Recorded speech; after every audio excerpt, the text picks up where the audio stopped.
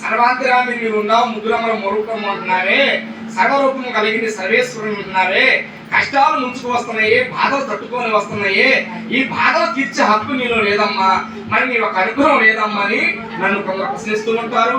కొందరు నా మీద భారం వేస్తారు, కొందరు స్టడీగా ఉండి వెళతారు.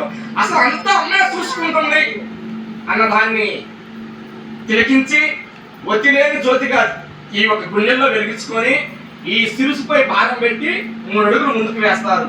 ఈ 3 అడుగులు ముందుకు ఎవరైతే వేస్తారో సకల రూపాలు తిరిగించి 6 అడుగులు నేను వాళ్ళకి దోవ చెబుతా. అవసరమైన స్టడీ లేదమ్మా, ఇదంతా వ్యర్థమమ్మా అన్న వారికి 12 అడుగులు ముందు వేపిస్తా. నగర చూడాలి, నువ్వు తెలుసుకోవాలి. 12 అడుగులు ముందు వేపిస్తా. ఎడు వస్తున్నావు రాయ్యా?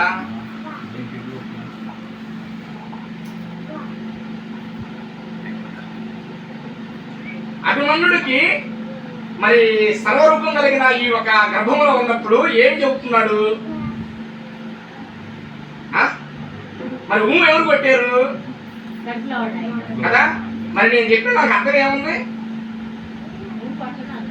కదయ్యా? నేను చెప్పేదానికి అర్థం ఉందా? కానీ నేను చెప్పేదానికి అర్థం తెలుసుకోవాలి. అమ్మాయి ఎందుకు చెబుతుంది?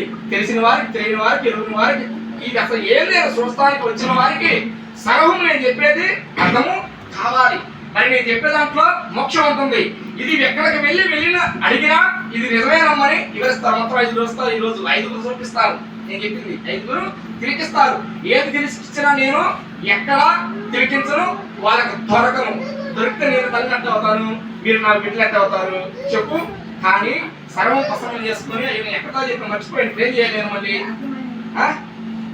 చెప్పయ్యా. మరి సర్వరూపం కలిగి భారము నా మీద వేసి ఆనంద రూపాలతో ఎవరైతే ముందుకు నడుస్తారో 12 అడుగులు నన్ను నమ్మడానికి ముందు చేపిస్తా. ఇంకేముంది? ఎక్కడే మొగ చెట్టు అని చెబుతా, ఎర్రదని చెబుతా. ఇదంతా వస్తా కొట్టే. ఈ ఎప్పుడైతే మొగ చెట్టు ఎక్కగలుగుతాడో, అసలు అమ్మ మొగ చెట్టు ఎక్కముందు ఎందుకని అభిధర్యంలో తిరిగిస్తాడో, లేదు నమ్మకంతో ఎవరైతే తిరిగించి మొగ చెట్టు ఎక్కుతారో, నమ్మకం ఉన్న వారికి అర్హరా అన్ని నన్ను జయపదంగా కొలిసే వారికి కొంగు బంగారం అయ్యి చక్కగా మొగ చెట్టును వెనక్కులు చేస్తా. మరి నన్ను నమ్మి అసలు ఏముందని దిక్కిచ్చిన వారికి మా చక్కగా ఉన్నానయ్యని ప్రమాణం చేస్తాను. విరిగి ఎక్కడ పడుతుంది? ధరణి మీద పడుతుంది. మరి పాదమో హస్తమో అదే ఏదో ఒకటి కర్ణం అవుతుంది. అయ్యో ఈ తల్లికి ఏముందో నన్ను నమ్మించి మోసం చేసిందని అంటారు. కానీ అసలు ఆ మత్స్యము ఎవరికి తెలియదు. ఈ మహత్యాన్ని తెలుసుకుంటే నీ ఉన్నదా నేను ఎందుకు పడతానమ్మా అని ఆత్మలో వెలిగిస్తే నేను ముందు ఉండి నడిపిస్తానన్న సత్య శ్రీనివాస సాక్షి అభినిస్తున్నా. మరి దీవించమ్మ దీని మీద కన్నించమ్మ కన్నతల్లంటూ అరహరా మరి సకల రూపాలు పాంధవుతూ ఆనంద రూపాలతో ఇది ఎన్నో రాత్రి? ఇది 4వ రాత్రి. మరి లక్ష్మీ భాండవం అయ్యి శ్రీనివాసుడు యథస్థానంలో లక్ష్మీ నేను ఉన్నానని ఇందులో సాక్ష్య ప్రమాణం చేస్తున్నా. మరి సకల రూపాలు పొంది ఆనంద అరహరా మరి నంగయ్య రామారావు ఏడుకొండ అంటూ సిరివిధులో తిరిగిస్తూ ఉంటాడు. ఆనంద రూపాలతో పొందుతూ ఉంటాడు. మరి సమీహంతో ప్రసన్నమయ్యి లక్ష్మీ భాండారాన్ని నేను వచ్చానని నా సాక్ష్య ప్రమాణం చేస్తున్నా.